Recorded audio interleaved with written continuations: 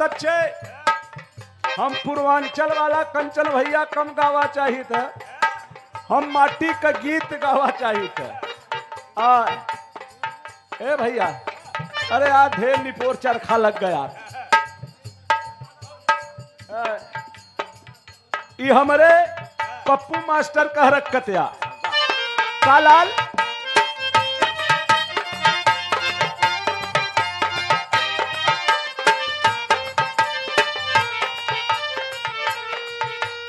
के होली आवे साया सारी, के होली आवे काना, के होली आवे साया सारी, के होली आवे काना, के होली आवे साया सारी, के होली आवे साया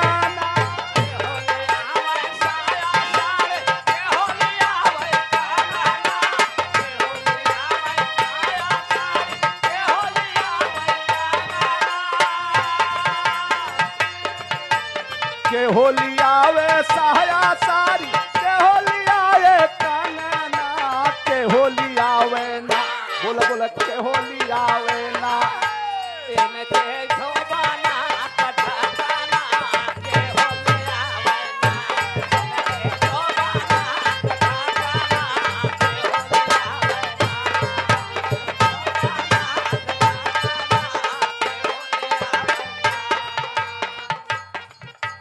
ससुरुली आवे साया सारी।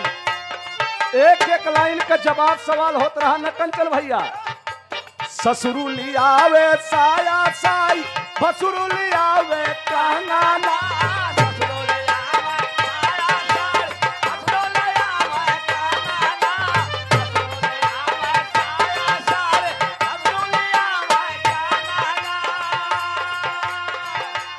ससुरुली आवे साया सारी, भसुरुली आवे कांगना, बलम वाली आवे ना, सजन वाली आवे ना, मुरपल्लम वाली आवे ना,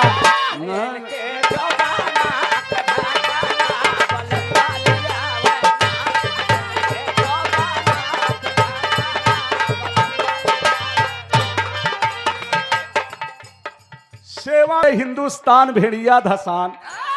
ये हमारे हिंदुस्तान के लोग बहुत ज्ञानवान, बहुत समझदार हैं।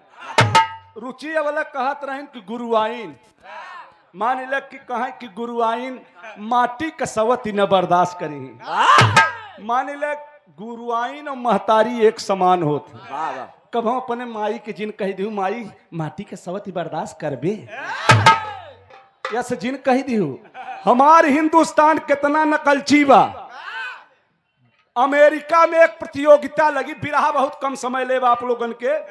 एक प्रतियोगिता लगी कि जेकर जह देश का कुत्ता अगर रेस में बढ़ जाए ओके इनाम दिया जाए। सब देश के कुकुर सजाई बजाई के कंचन भैया लेके चले लगन कि हम लेके चलब, हमार कुकुर जीत जाए तो हमारे देश का नाम होए। और हिंदुस्तान वाले बड़ा बहादुर हैं, ये नकल करे बहुत जाना थी, कर पाए वही के बजाय यह समय परमानेंट हो गए हैं। और बड़ा प्यार दुलार देती, सुंदर पुष्पहार 101 रुपया का पुरस्कार। मालिक ऐसे स्वभाव के कलाकार को आप हर जगह सम्मान मिलता है। बाबू राहुल भैया खुश रहे, पूरा परिवार खुशी रहे। बड़का भैया अब प्रतियोगिता लग गई,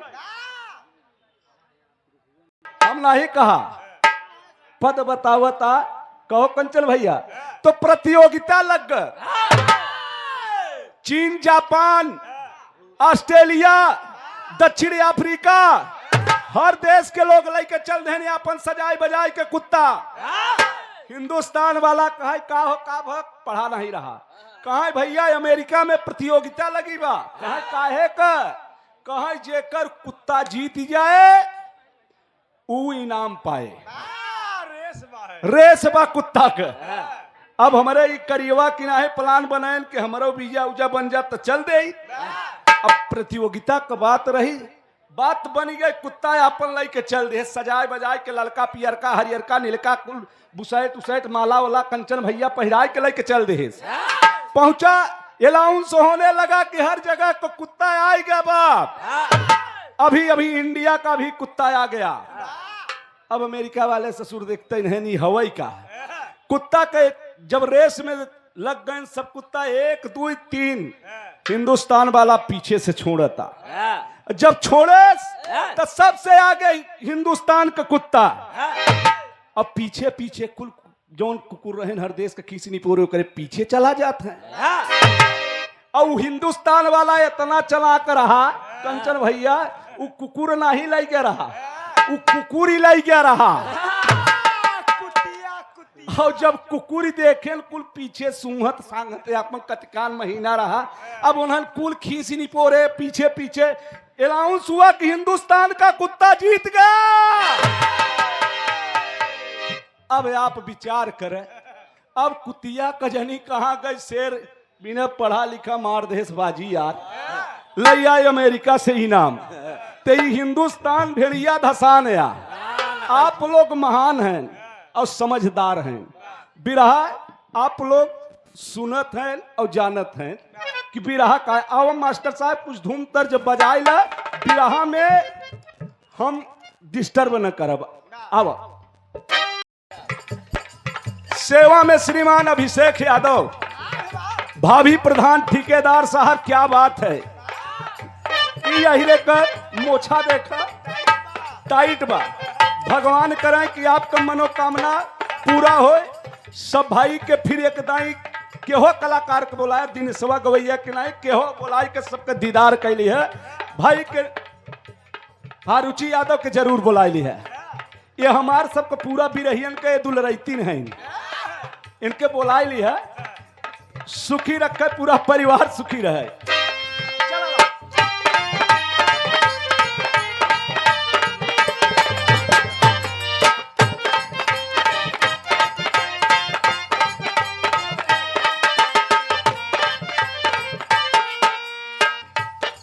का यार मास्टर, हम कहा हम एकदम ठेठी गवैया है, ठेठ गावा चाहिए था लेकिन तू ले जावे यार। पबजी खेले बरे कंचन भैया पाकिस्तान से सीमा हैदर चली आए, यह बजावत है ना, हमके रच के आंकड़ा ही है बा।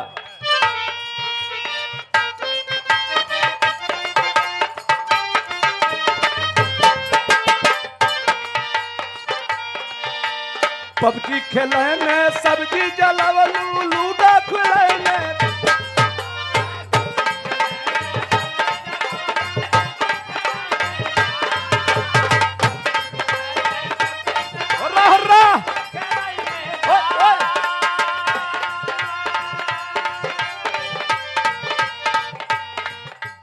पबजी खेलने सब्जी जलावलू लूडो खेलने दाल रोटिया रोटिया जार दिहलू हो उठवा कारई में।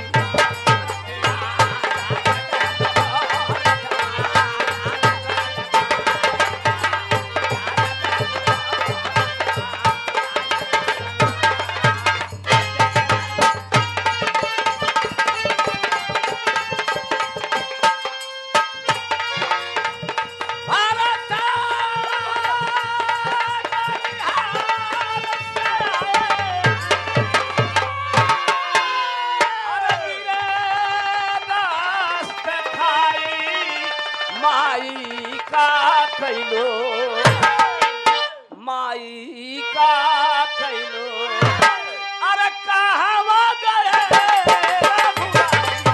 जय हो जय हो।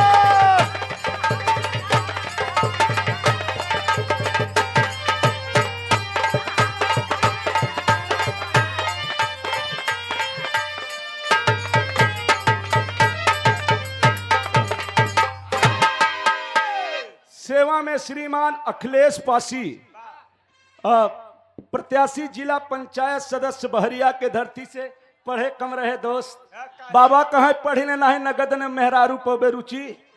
हम कहा तू अपन आशीर्वाद दे देता तो हमारे पास आगे पीछे तब कम मेहरुए गावत रहे कंचन भैया। अब तो ढेर हो ही गए, लेकिन उनकर आशीर्वाद जो भी मिला, बाबा को सत सत नमन करता हूँ दोस्त। सब भैयन के प्रणाम बा। उधर बिरहा सुनाई के मिला, चाउर भय पुरान गुड़ भय पुरान मेहरारू,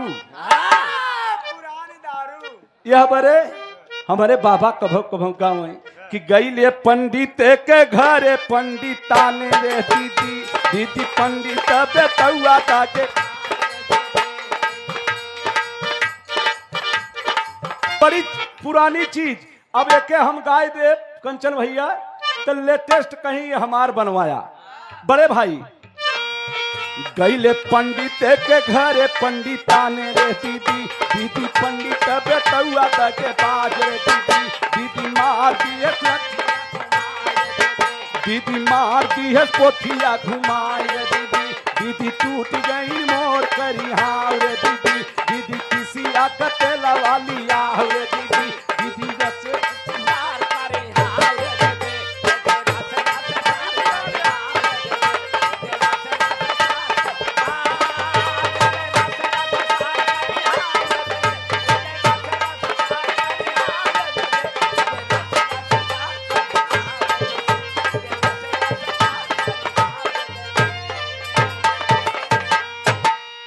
बहुत सुंदर बिरहा सुनई के मिला। यह बरे आप लोग थोड़ा जल्दी न हो तू भी आबो करब। वह रुचि से बिरहा हम 33 पोल के बात से बतावा और रुचि के तरफ से नल नील। तो आप लोग बिना जामवंत और सुग्रीव को भैया काम कतो नहीं ऊँ नहीं चलावा, लेकिन मेहरारू के सक्का बहुत होता है। हमके वही बात पकड़ी में आई गए जब कहें गुरु आई सवत कैसे बर्दाश्त करी, तब यह गलानी हुई गे बड़का भैया उर्मिला की। फिर विश्वकर्मा महाराज यूं भलाया करत हैं, भगवान विश्वकर्मा भलाई करत रहे। बिरहा आप लोगन के 15 मिनट का नई खोज, आप लोग आशा नहीं विश्वास बात जरूर पसंद आए। आओ मास्टर साहब।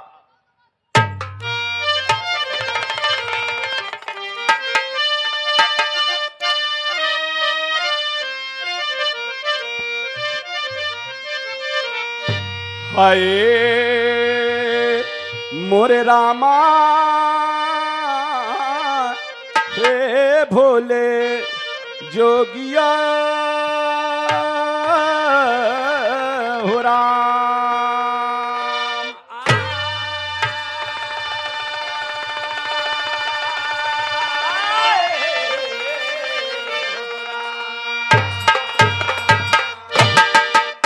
तो सुमित्रा जी के रणबंका और लक्ष्मण जीत के आए लंका, शंका उर्मिला के मन में करें विचार।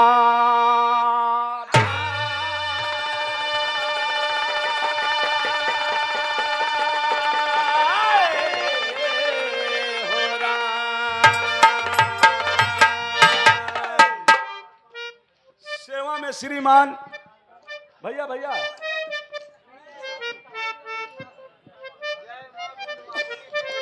जय मां बिंदवासिनी टेलर्स यहाँ कहती से हुआ तो ठीक पड़े।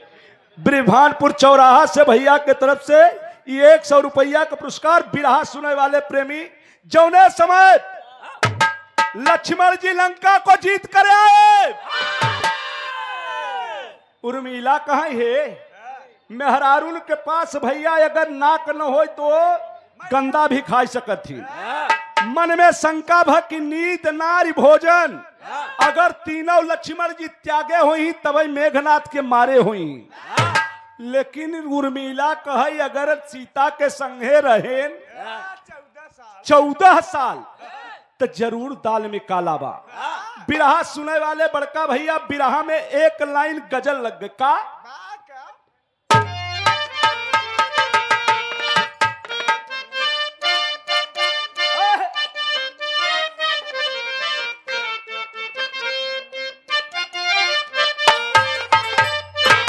अरे लड़कियां जब से साइकिल चलाने लगी, हेलो रुचि, लड़कियां जब से साइकिल चलाने लगी तब से आगे का डंडा खत्म हो गया, लड़कियां जब से साइकिल चलाने लगी।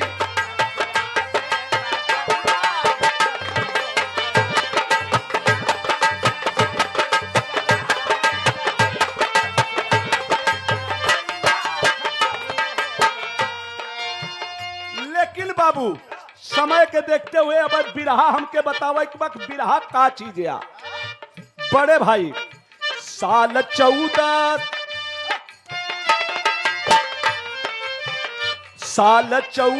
रहन सीता भाभी के संग, साल 14 रहन सीता भाभी के संग, देवर भाभी का रिश्ता निराला।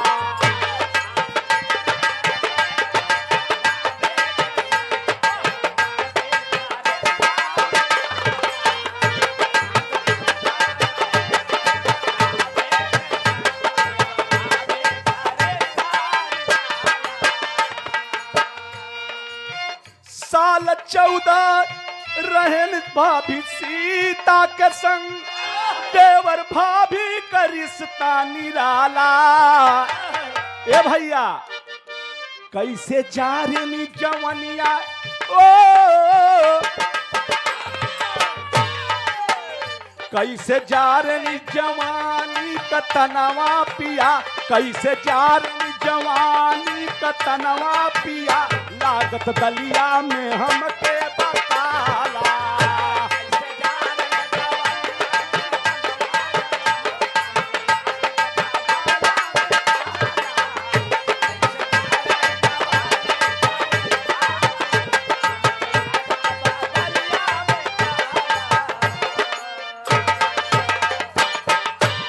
सेवा में श्री मामार यापन जारन कैसे जवानी, और संघे में सीता जी रहीन। ई मेहरारू का भावना कितनी गलत बा, चाहे तोहार माई हो चाहे तोहार गुरुआइन हो, भावना गलत बा। पही आप तुहन कहू न कि सवत ने बर्दाश्त करी, भौजाई के सवती मानत है कि 14 साल वन में रहन, भौजाई से गलत संबंध रहा। वह शांता एक दाई रावण का चित्र बने रहे, राम के मन में बेधत रहा। विचार करना अगर बिरहा पर बिरहा न सटे तो आप कहे जे नौका लड़का आए हैं तो कहीं लड़कियां आए रहे खूब ठीक ठाक रही, केकर बिरहा रहा कहवे कि रुचि रहीन, और राम कैलाश के नाथ दिनेश से आए रहे। कहीं बिरहवा कैसा नौके लड़के जितना ही बिरहा समझते हैं वो जे कहीं बिरहा नहीं पोर भरा। हला वो बिरहा उनसे पूछबे तो इन्हें बताही बिरहा कुछ सुने हुए, वो केवल यही कही कि बिरहा नहीं भरा। जे बिरहा सुनता वो बिरहा का चीज है, वो बिरहा गावत रहे कि सुनवैया जिनक गेदा हो जाए यार। बताई दे का बताई दे, आज जलाल नचे बताई दे, चढ़ भले जाए यार।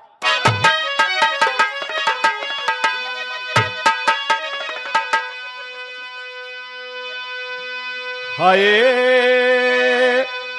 राम राम राम 56 हथिया कबलवा रहा, भेलनी अवर भी लेके जेके शंकर करा परदा।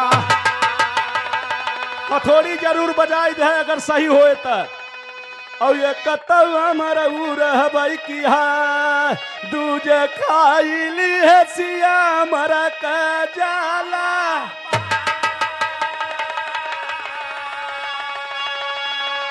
हरे रामैना राम गुण गाया, हरे रामैना राम गुण गाया,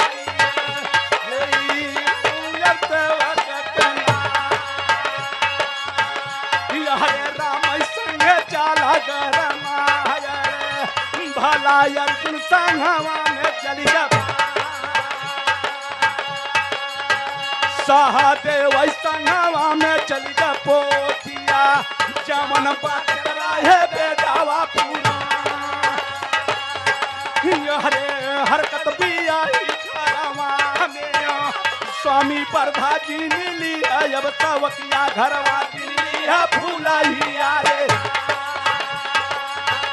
कहीं माथावा काटी कुलिया जी मिली है भाई सिया है मोरे राजा, चाहिए सारा बस सोना।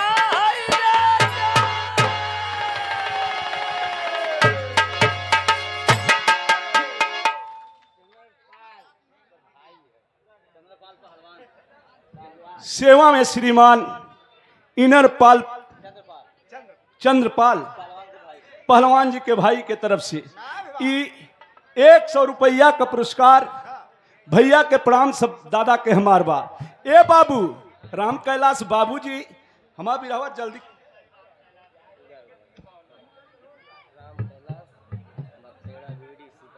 राम कैलाश बक्सेड़ा बीडीसी के प्रत्याशी 100 रुपया का पुरस्कार सुंदर पुष्पहार। अरे तने नहीं अब आगे लगे तोरे मोहे भोखला अरा अरा अरा अरा अरा अरा ओए ओए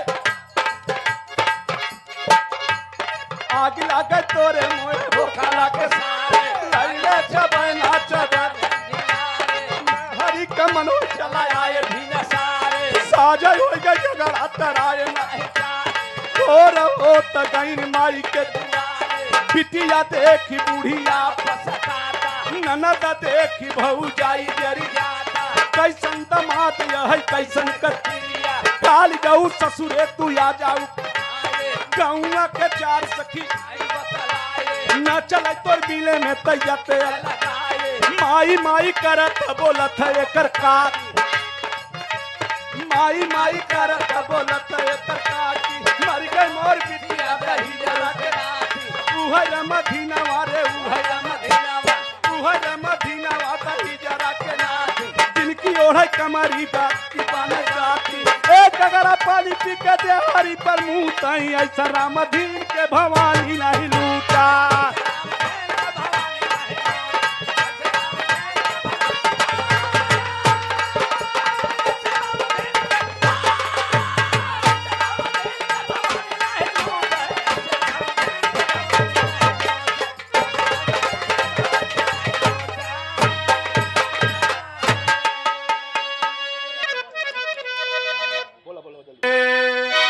माया के रचनवा रची उर्मिला के मन में शंका हो गए कि कैसन कैसे कर बीता। अरे राम राम राम राम अरे मोरे रामा माया के रचनवा रची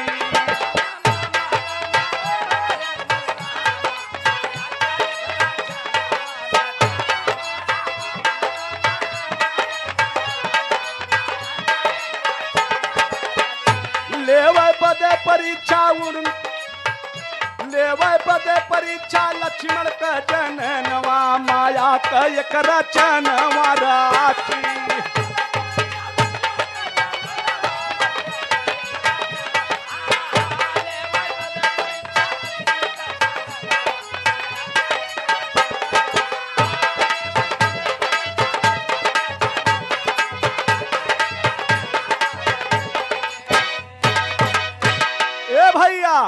माया का एक सीता बनावता उर्मिला 12 मेहरारू भाव मिला का मास्टर साहब अर्धनी इद्र राम में मोरे भैया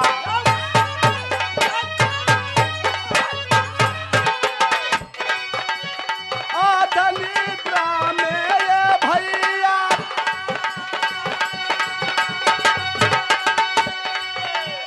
माया कसिया बनाई जी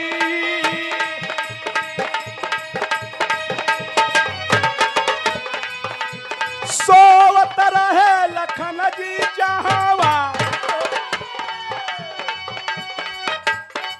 माया कसिया सोवत रहे लखन जी जहावा सीता वहां बन जाई जी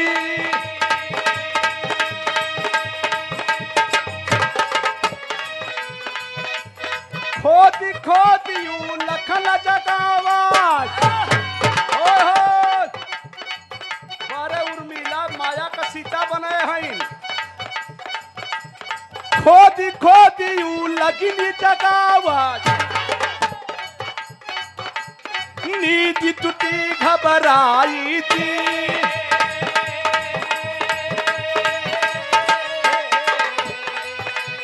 करो प्यार अब हमसे अब ही करो प्यार अब हमसे अब ही तनकया का बुझाई थी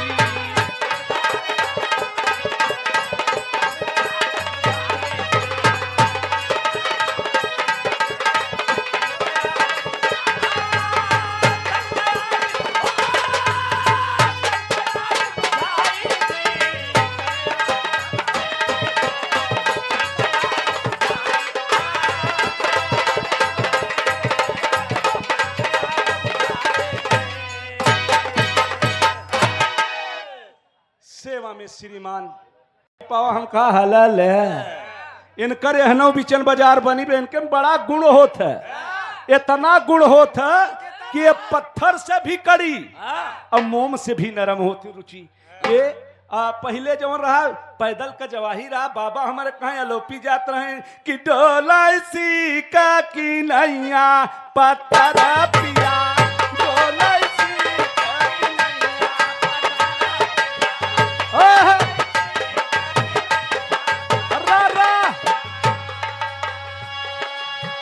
जब मैयावा पहली की दैया जब मैयावा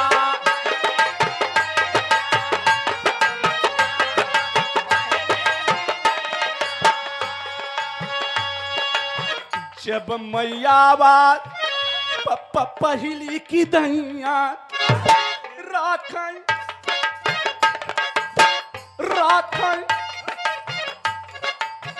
राखै पलक की नैया पत्थर पिया राखै पलक की नैया पत्थर पिया।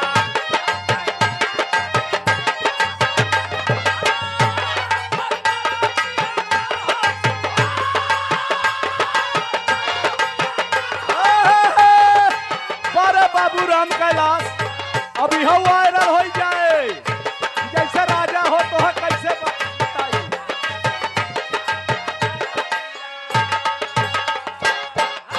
जब मैयावा दूसरी की दैया जब मैयावा दूसरी की दैया फेर फेर पान की नैया पत्थर पिया। लेकिन आखिरी में एक्सीडेंट हो गया जब मैयावा तीसरी की दैया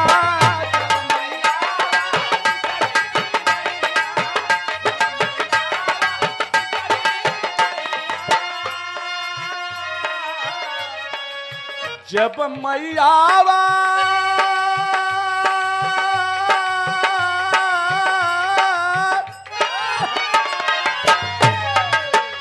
तीसरी की दैया खूनई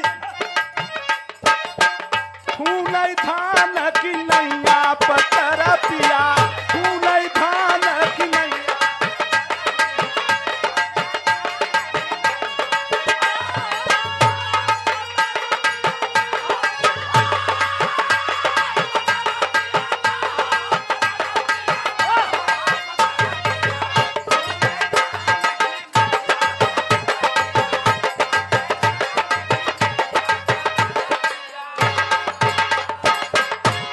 सेवा में श्रीमान राम बहादुर यादव बनवारी कपूरा के धरती से 100 रुपया का पुरस्कार मालिक सुखी रखे आपका परिवार सुखी रहे सब भैया सुखी रहे। सेवा में श्रीमान भावी प्रधान सुशील कुमार लल्लू बाबू 101 रुपया का पुरस्कार बजाही बंतरिया एवं सिया फर्नीचर हाउस श्यामलाल यादव भैया की तरफ से 100 रुपया का पुरस्कार मालिक सुखी रखे।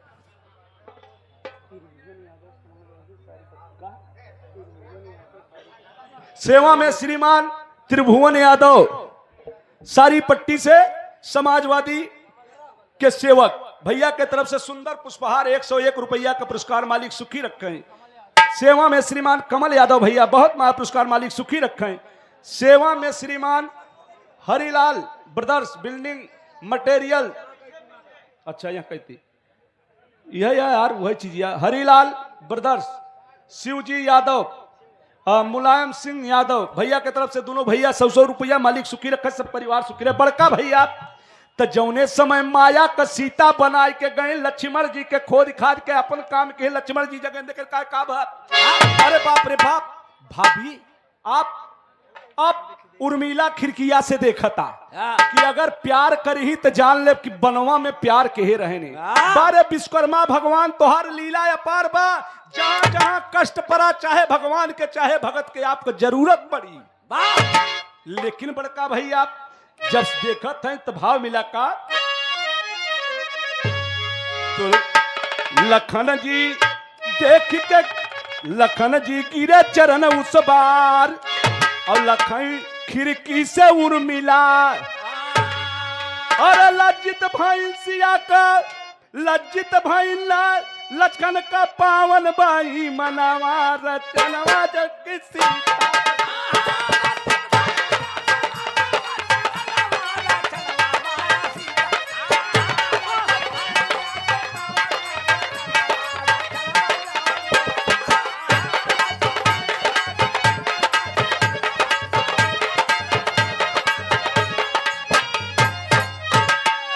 भैया जब खिड़किया से देखा था उर्मिला है देखिन कहीं अरे बाप रे बाप हमारे दुल्हा का पावनी इनकर ईमान सही बा लेकिन यह सीता के करही का।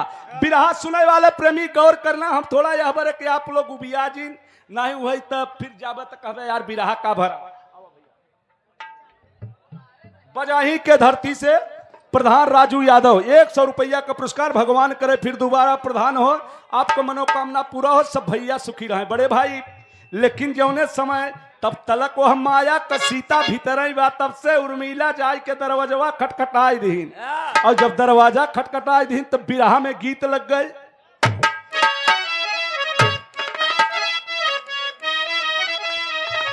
एक बाबू राम कैलाश गाँव कि पिया परदेसिया ए डबलू अरे रच्चे हमारे ओरी देखा भाई तो कहीं आंख से आंख लड़ी। लोग ने बदनाम किया, दुनिया के बक्कई दिया, हम दोनों जने काम किया। क्या बात है तो अपन काम चिल करे हमारा करे यार, तू मास्टर है हमारा है बड़का भैया। अरे पिया परदेसिया ए रुचि दूल्हा परदेसिया लावट के नहीं आए राजा परदेसिया।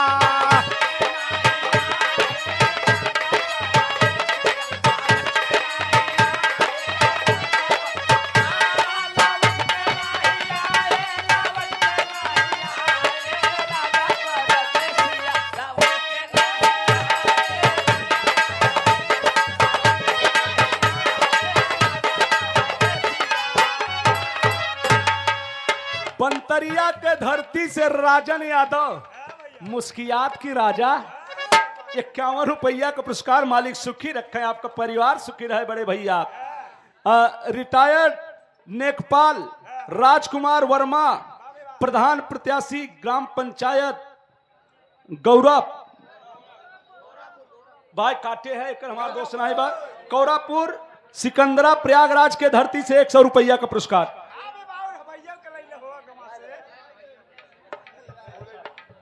सेवा में श्रीमान हरिलाल बिल्डिंग साहब जय सिंह भैया की तरफ से 200 रुपया पुरस्कार। मालिक सुखी रखे। चंचल यादव प्रैक्टिकल कोचिंग के प्रोफेसर।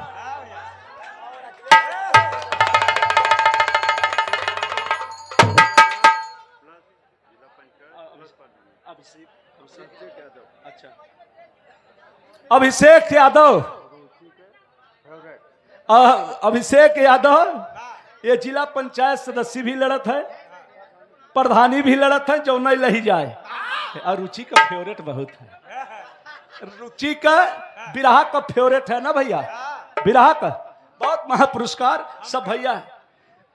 दोनों किसी के नजर नहीं आए चल दरिया में डूब जाए। दोनों किसी के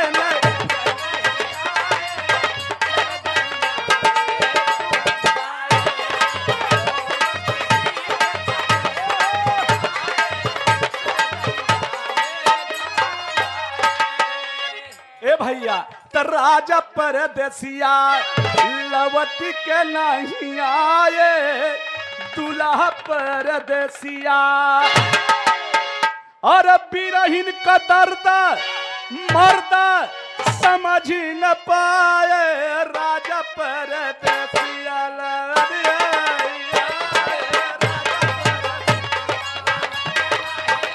हो रहा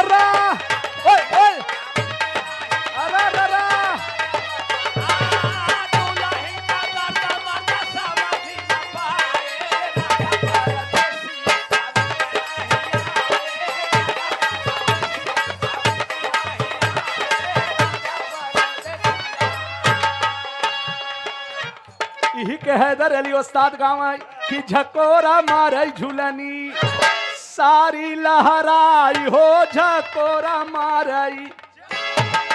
और हफीक हमार कई भी कार्यक्रम हफीक हैदर चाचा से तो एक दो टीवी, लेकिन हफीक भैया से कई का भैया दारू छोड़ दो, उनकर एक अंदाजा लग रहा हो का गाँव हाय हाय अरे बदन होई गई गगरी ए बबुई, अरे बदन होई गई गगरी जहाँ पियारा हो बदन होई गई गगरी।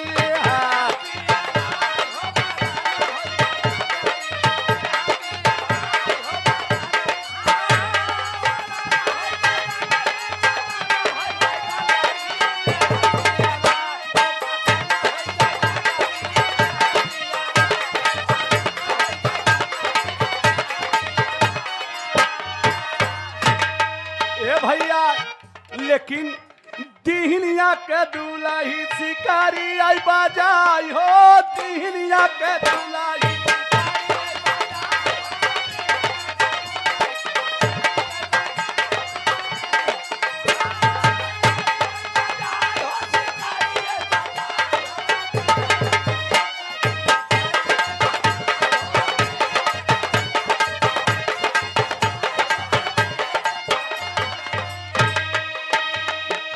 जैसे उर्मिला ए दादा ए काका बिरहा करीबा, जैसे उर्मिला बजाइन खटखटाइन और तब तक लक्ष्मण जी माया का सीता जवन रहन उनके हार बनैले हन, बड़का माला बनैले हन बड़का भैया बिरहा गौर करना।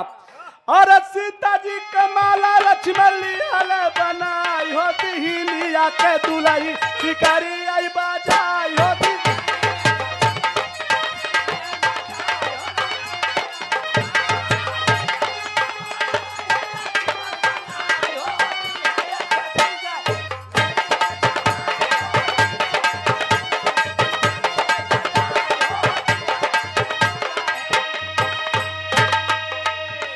सेवा में श्रीमान डॉक्टर सनद यादव प्रत्याशी, जिला पंचायत प्रत्याशी बनतहिया के धरती से ही 2 से 1 रुपया का पुरस्कार भैया के प्रणाम। बिरहा करीबा बिरहा सुने वाले बड़का भैया जौने समय खटखटाई तो जौन माया का सीता रहन झट से लक्ष्मण दरवाजा खोलेन उनके माला बनाई के हथवा में ले लिहिन, और जब हाथे में ले लिहिन तो उर्मिला देखत हन कि कहाँ गए भैया गैन कहा।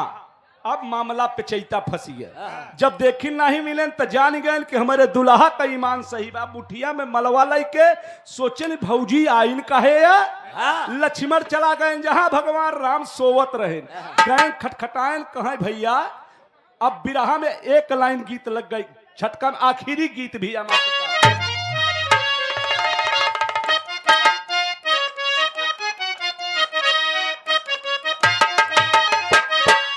यह गीतिया बुल्लू उस्ताद गावाई कि रतिया बलमुआ दिहल करी तरकारी पिला।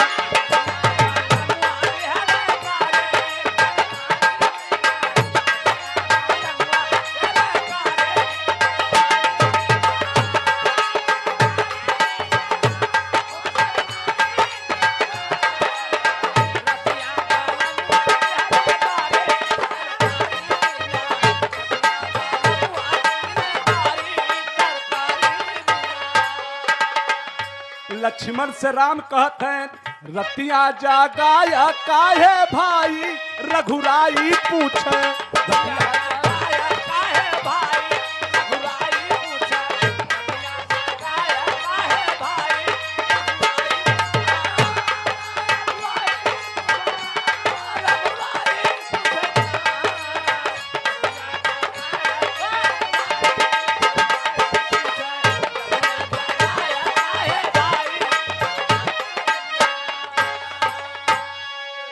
भैया हमके जगाया काहे।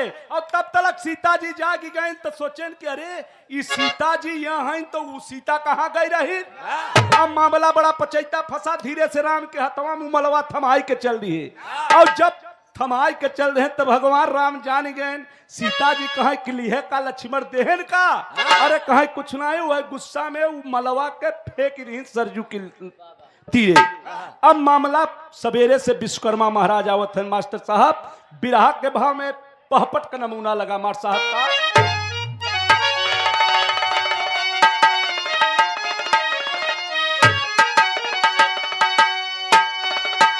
बड़े भाई पहपट का भाव लगा मार साहब का। अरे गयन भेद सब जानी तब विश्वकर्मा, गए भेद के जानी अब ज्ञानी विश्वकर्मा तब मानी हो। और चले हार के लई के तरत जानी पुण्य ज्ञानी हो।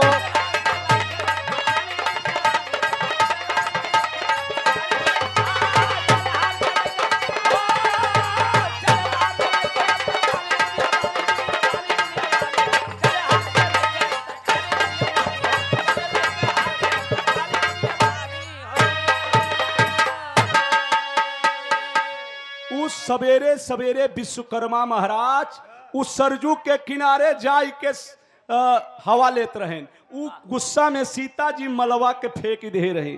और वहर बहुत पहले भगवान राम का बहिन रावण का चित्र बनवावत रही।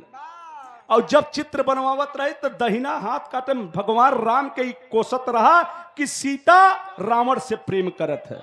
देखा पहले जितने औरत के विश्वास नहीं बा उतने मर्द के नहीं विश्वास बा। बड़का भैया और दिए लखन के आज्ञा भगवान सीता के वन में छोड़ा हो। और दहिना हाथ तू काट के लाव मनवा नहीं मोड़ा हो। कहा धोबिया के ताना से ले जा सीता के वन में छोड़ा और हथवा के काट लिया। ये पंचव जौने समय भगवान राम का आदेश पाई के लक्ष्मण महाराज भौजाई के लय के वन के लिए चल दिए। बिरहा सुने वाले प्रेमी आज विचार करते हैं कि अगर हम भाभी के ले जा तो भैया अरे यार एक ओरी जुम्मन का सगाई बाहर वाला भाई नहीं थे। अब वहर भाभी के 14 बरस तक हम लेके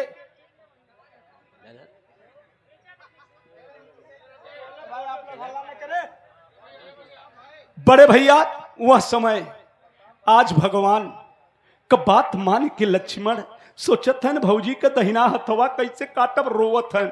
बिरहा में आल्हा का प्रमाण लगा मास्टर साहब का।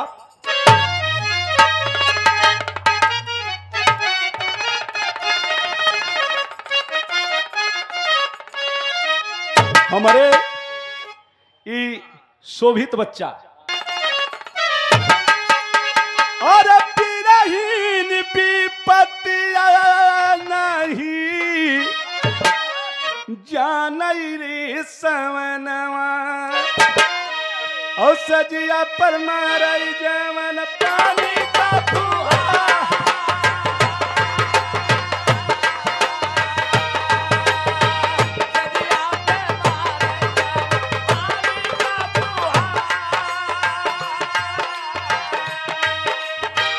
अरे बिरहीन विपत्तिया नहीं जाने पुरवैया और चलता झकोर उड़ैया चारा।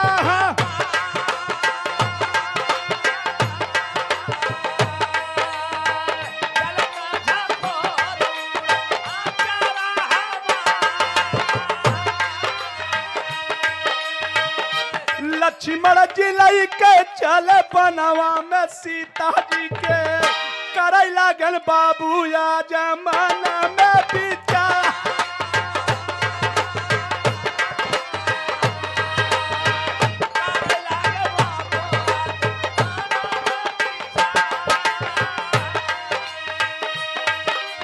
जवान सिया के हम माई कही बोला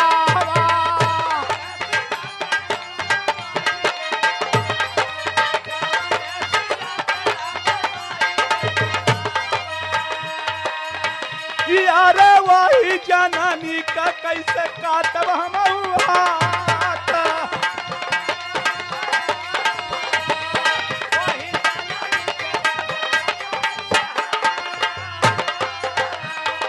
छोड़ी के बनावा में लावत बिगानावा।